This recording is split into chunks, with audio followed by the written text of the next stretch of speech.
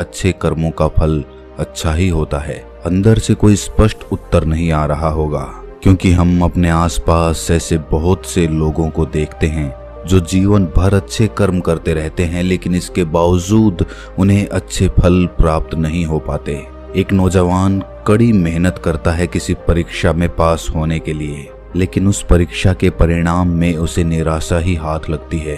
तो इससे तो यही सिद्ध होता है कि जिन महापुरुषों ने ऐसा कहा है कि अच्छे कर्मों का फल अच्छा ही होता है, या तो वो महापुरुष गलत थे या फिर हम कर्मों का लेखा जोखा समझ ही नहीं पाते। पर चिंता मत करिए, क्योंकि आज की कहानी सुनने के बाद कर्मों के बारे में आपकी सोच, आपकी दृष्टि एकदम स्पष्ट हो जाएगी। कहानी को आखिर तक सुनने के बाद भी अगर आपके मन में कर्मों के बारे में कोई सवाल रह जाता है तो आप कमेंट सेक्शन में जरूर पूछना, क्योंकि आपके सवाल ही हमें चिंतन करने पर मजबूर करते हैं। पुराने समय की बात है, किसी गांव में श्यामू और राधेश्याम नाम के दो भाई रहते थे। पूरा गांव जानता था कि वो कहने को भाई थे, लेकिन भाई जैसा प्रेम उन दोनों में नहीं था। श्यामू बड़ा था और राधेश्याम से वो बहुत तेज और चालाक था। उसने राधेश्याम के हिस्से में आने वाली खेतीबाड़ी की जमीन भी खुद हड़प ली थी। इसीलिए राधेश्याम के परिवार को बड़े ही कष्ट के दिन झेलने पड़ रहे थे। राधेश्याम की पत्नी अक्सर बीमार रहा करती थी और उसके पास उसके इलाज तक के पैसे नहीं थे। लेकिन अपने भाई से विपरीत राधेश्याम बड़े ही शीतल स्वभाव का इंसान था।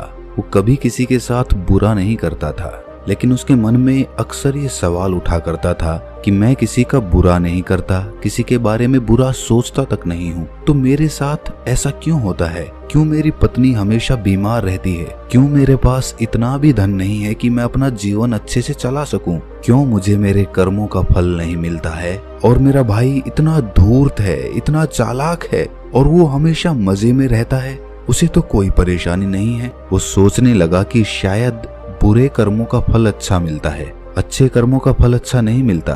और धीरे धीरे ये संदेह उसके मन में घर करने लग गया। उसी गांव से कुछ दूर एक सन्यासी अपनी कुटिया बनाकर रहा करता था। जब भी वो सन्यासी गांव में भिक्षा मांगने के लिए आता तो सबसे एक ही बात कहता कि जो तूने किया वो तेरे हिस्से और जो मैंने किया वो मेरे हिस्से। राधेश्याम इस बात का अर्थ कभी समझ नहीं पाया। एक दिन जब वो गहरी चिंता में डूबा हुआ था तो उसके कानों में यही शब्द पड़े कि जो तूने किया वो तेरे हिस्से और जो मैंने किया वो मेरे हिस्से। जैसे ही ये शब्द राधेश्याम के कानों में पड़े वो गुस्से से तिलमिला उठा। उसने गुस्से में उस सन्यासी से कहा कि महात्मन, आप हमेशा एक ही बात का रट लगाते रहते हैं जिसका कोई मतलब नहीं है। अगर आपकी बात सत्य होती तो मैं जीवन में अच्छे कर्म करते आया हूँ, तो मेरे हिस्से में तो अच्छे ही कर्म होने चाहिए थे, अच्छा ही फल प्राप्त होना चाहिए था, लेकिन मुझे कुछ भी अच्छा फल प्राप्त नहीं हुआ। मेरी पत्नी हमेशा बीमार रहती है, खाने तक के पैसे नहीं होते हमारे पास। सन्यासी ने बड़े ही शांत स्वर में कहा कि ऐसा प्रतीत होता है बंते कि परिस्थितियों से तुम हार मान चुके हो। कठिन परिस्थितियों ने तुम्हारी सोच पर गहरा असर डाला है। बुरे समय ने तुम्हारी सोच भी बदल कर रख दी है। तुम एक काम करना, आज संध्या समय कुछ फल लेकर मेरे आश्रम में आना, फिर मैं तुम्हारे सारे सवालों के जवाब दूंगा। और ये कहकर वो सन्यासी अपना भिक्षा पात्र लेकर अगले घर की तरफ निकल जाता है। संध्या समय राधेश्याम ने कुछ फल खरीदे और गांव से दूर उस सन्यासी की कुटिया की तरफ निकल पड़ा। जैसे जैसे वो रास्ते पर आगे बढ़ रहा था उसे अथाह शांति का अनुभव हो रहा था, क्योंकि रास्ता गांव से दूर था, इसीलिए उसमें कोई हलचल नहीं थी। बस रास्ते में जगह जगह कुछ लंगूर और बंदर दिखाई दे रहे थे। राधेश्याम के मन में आया कि वो कुछ फल उन बंदरों और उन लंगूरों को खिला दे, लेकिन फिर उसने सोचा कि अगर मैं फल लेकर सन्यासी के पास नहीं गया तो मेरे सवालों के जवाब मुझे नहीं मिलेंगे। इसीलिए बंदरों से वो फल बचाता हुआ उस सन्यासी की कुटिया तक पहुंचा। जैसे ही राधेश्याम उस कुटिया में पहुंचा वैसे ही सन्यासी बोल पड़ा, अगर मन में था तो ये फल खिला क्यों नहीं दिए बंदरों को?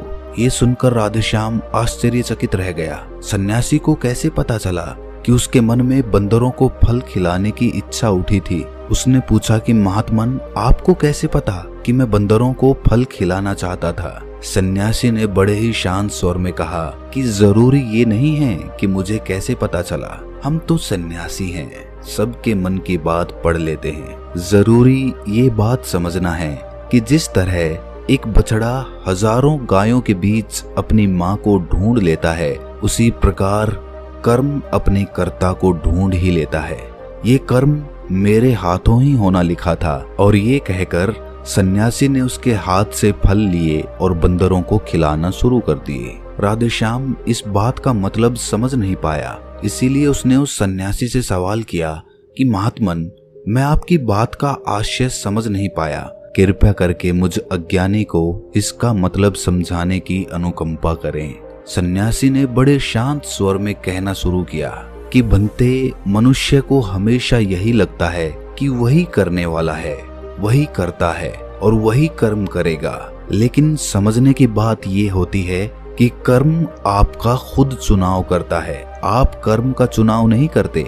अगर आप किसी कर्म को करने के योग्य हैं तो हजारों लोगों के बीच में से कर्म आपको अपने आप ढूंढ कर निकाल लेगा। इसीलिए योग्य बनने पर ध्यान दो, कर्म करने पर ध्यान मत दो। अगर तुम सिर्फ कर्म करने पर ध्यान दोगे तो कभी योग्य नहीं बन पाओगे। योग्य बनने के लिए जिन कर्मों की आवश्यकता होती है, पहले उन छोटे छोटे कर्मों को करना शुरू करो, और जब तुम योग्य बन जाओगे तो बड़ा कर्म या कहें कि मुख्य कर्म या फिर जिस कर्म के लिए तुम बने हुए हो वो कर्म तुम्हारे पास खुद चल कर आएगा। उदाहरण के लिए तुम इन बंदरों को देखो। इन बंदरों ने छोटे छोटे कर्म करके पेड़ों पर चढ़ना सीखा, गुलाटियां लगाना सीखा, और इसी प्रकार छोटे छोटे कर्म करते हुए ये मुझ तक पहुंच गए। और मुझ तक पहुंचने के बाद इनके पास इनका खाना खुद ही पहुंच गया। इसीलिए अपनी रोजमर्रा की जिंदगी में छोटे छोटे कर्म करते हुए अपने आप को योग्य बनाते जाओ, और जब तुम योग्य बन जाओगे तो अपने आप बड़ा लक्ष्य तुम्हें प्राप्त हो जाएगा। सन्यासी ने अगला कथन कहना शुरू किया जो कि बहुत ही जरूरी था, ध्यान लगाकर सुनना। अगर तुम योग्य बनने के लिए कर्म नहीं करोगे तो दूसरे लोगों के कर्म भी तुम्हें प्रभावित करने लगेंगे। उदाहरण के लिए तुम्हारी पत्नी कई दिनों से बीमार है। तुम अक्सर यही सोचते हो कि मुझे किन कर्मों की सजा मिल रही है, लेकिन समझने की बात यह होती है कि तुम्हारी पत्नी बीमार अपने कर्मों की वजह से है, तुम्हारे कर्मों की वजह से नहीं है। तुम्हारे कर्म तो अच्छे हैं, लेकिन क्या पता तुम्हारी पत्नी के कर्म अतीत में अच्छे ना रहे हों, जिसकी वजह से वो बीमार हो गई हो, और तुम्हारी पत्नी के कर्मों की वजह से तुम्हें भी दुख झेलना पड़ रहा है। और इसी प्रकार बहुत से मनुष्य अपने बच्चों की वजह से, अपने परिवार की वजह से, इन सब की वजह से खुद दुख झेल रहे होते हैं। लेकिन जरा सोचो, अगर तुम योग्य होते तो तुम अपनी पत्नी का खुद इलाज करवा पाते, उसकी बीमारी दूर करवा पाते। और क्या पता अगर तुम योग्य होते तो तुम्हारा किसी दूसरी स्त्री के साथ विवाह हुआ होता जो स्वस्थ होती। लेकिन तुम योग्य नहीं थे, इसीलिए तुम अपनी पत्नी की वजह से खुद दुख झेल रहे हो। अगर तुम योग्य बन जाओगे तो दूसरे लोगों के कर्म तुम्हें प्रभावित नहीं कर पाएंगे। सन्यासी ने राधेश्याम को चेतावनी देते हुए कहा कि याद रखना राधेश्याम, आपको वो नहीं मिलता जो आप चाहते हो, बल्कि वो मिलता है जिसके आप योग्य हो। इसीलिए अपनी योग्यता को बढ़ाने पर काम करो, उसके लिए कर्म करो। कर्म का फल पाने के लिए कभी कर्म मत करो। राधेश्याम ने सन्यासी से हाथ जोड़कर एक सवाल पूछा कि महात्मन, मुझे ये बताने की अनुकंपा करें कि मैं अपनी योग्यता किस प्रकार बढ़ा सकता हूँ ताकि मेरा मुख्य कर्म मुझको खुद ढूंढ सके।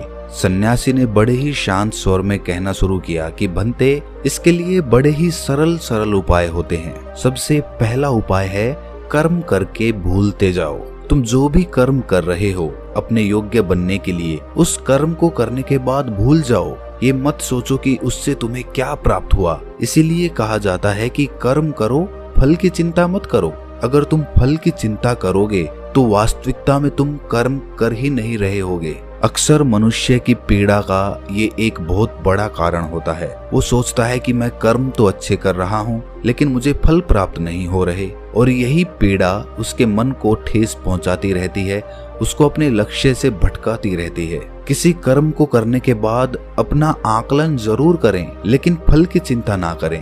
राधेश्याम ने सन्यासी से सवाल किया कि महात्मन, हम अपना आकलन कैसे कर सकते हैं? सन्यासी ने उत्तर दिया कि बनते, जब भी तुम कोई काम पूरा करते हो तो काम पूरा करने के बाद खुद से ये सवाल पूछो कि क्या इस काम को करते समय तुम्हारा ध्यान इसी काम पर टिका हुआ था या तुम्हारा ध्यान कहीं और भटक रहा था। इस तरह तुम खुद का आकलन कर पाओगे कि तुम कितने ध्यान के साथ उस काम को कर रहे थे, और जितने ध्यान से तुम किसी कर्म को करोगे उतनी ही तुम्हारी योग्यता बढ़ती जाएगी। और अगर तुम यूं ही बस पूरा करने के लिए किसी कर्म को करते रहोगे तो उस कर्म से तुम कभी भी योग्य नहीं बन पाओगे। वो कर्म तो पूरा हो जाएगा लेकिन उसका फल तुम्हें प्राप्त नहीं होगा। इसीलिए अपना आकलन इस प्रकार करो कि तुम्हारा ध्यान वहां पर टिका हुआ था या नहीं था, या तुम्हारे विचार तुम्हें कहीं भटका ले गए थे। और कोशिश करो कि तुम्हारे विचार अगली बार जब तुम ये कर्म करो तो उसी कर्म पर टिके रहें, इधर उधर दूसरी बातों में भटके ना। राधेश्याम ने इस पर एक सवाल पूछा कि महात्मन, जब भी हम कोई कर्म करते हैं तो हमारा मन विचारों से ग्रस्त हो जाता है, वो तरह तरह की बातें सोचने लगता है, तो हम किस तरह अपने मन को एक ही कर्म पर टिका कर रख सकते हैं? इसके लिए कोई उपाय बताएं। सन्यासी ने इसका उत्तर देते हुए कहना शुरू किया कि बनते, जब भी तुम किसी कर्म को करते समय अपना पूरा भाव उसमें डाल देते हो तो तुम्हारे विचार उसी कर्म पर केंद्रित रह सकते हैं। पूरी निष्ठा, प्रेम और सद्भाव के साथ किया गया कर्म तुम्हारे विचारों को इधर उधर नहीं भटकने देता।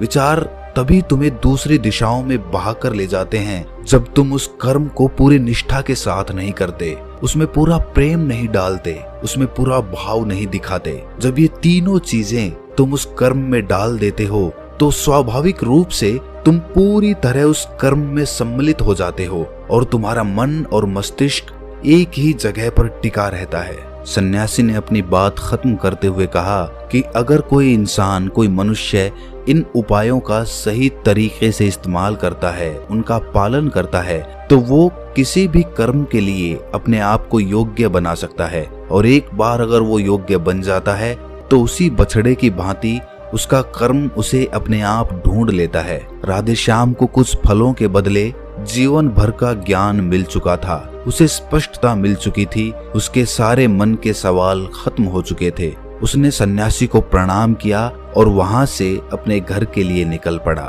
रात हो चुकी थी और रास्ते पर अंधेरा छाया हुआ था। वो इन बातों के बारे में विचार करता हुआ अपने घर की तरफ निकल पड़ता है। तो दोस्तों, कैसी लगी ये कहानी आपको? कमेंट सेक्शन में जरूर बताना, और अच्छी लगी हो तो इस चैनल को सब्सक्राइब करके नोटिफिकेशन बेल को जरूर प्रेस कर देना। तो मिलते हैं अगली कहानी में, तब तक के लिए अपना ख्याल रखें।